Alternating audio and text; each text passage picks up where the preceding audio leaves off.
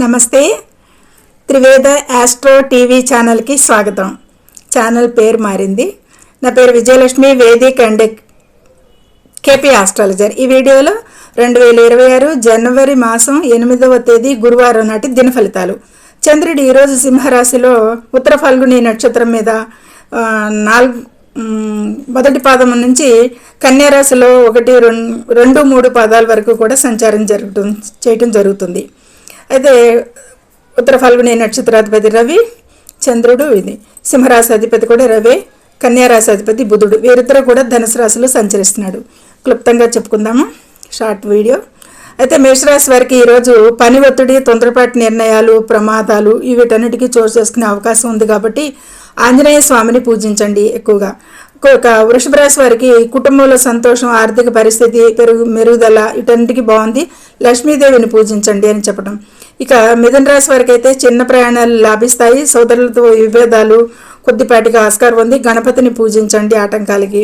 ఇక కర్కాటక రాశికి ఆర్థికంగా అనుకూలం ఉంది. ఈ రోజుకు వీరికి ఆరోగ్యంపై శ్రద్ధ అవసరం. శివుడిని పూజించండి. ఇక సింహరాశి వారికి ఎలా ఉంటుందంటే ఆత్మవిశ్వాసం పెరుగుతుంది. రాశిలోని చంద్ర సంచారం మొదలవుతుంది. రవి నక్షత్రం మీదే, సొంత నక్షత్రం తన రాశి అధిపతి మీదే అహంకారం అయితే పెరుగుతుంది. కాబట్టి కొద్దిపాటి తగ్గుదలగా ఉండండి. ఈరోజు సూర్య భగవానుడిని పూజించండి. ఇక కన్యారాశి ఖర్చులు పెరుగుతాయి. ప్రయాణాల్లో జాగ్రత్తగా ఉండాలి. దుర్గాదేవిని పూజించండి ఈరోజు వీరు. ఇక తదుపరి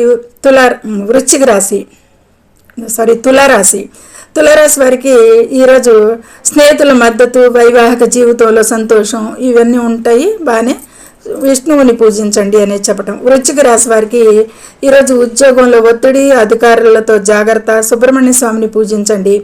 ఇక ధనుసు రాశికి వారికి అదృష్టం, నవమ స్థానంలో చంద్ర సంచారం మొదలవుతుంది. దూర ప్రయాణాలు అయితే కొద్దిపాటి ప్రయాణాలు జాగ్రత్త తీసుకోవాలి, ప్రమాదం సూచిస్తుంది. దత్తాత్రేయుడిని పూజించండి ఈరోజు అనేది చెప్పటం జరుగుతుంది. ఇక మకర రాశి ఆరోగ్యంపై వీరైతే శ్రద్ధ పెట్టాలి. ఈరోజు పెట్టుబడులు అవాయిడ్ చేయండి. శనిదేవుణ్ణి పూజించండి ఈరోజు అనేది చెప్పటం.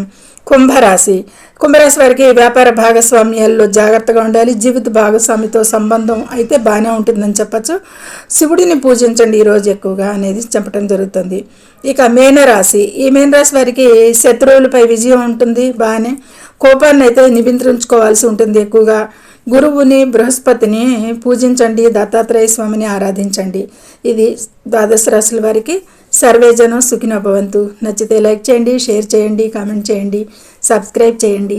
ధన్యవాదములు.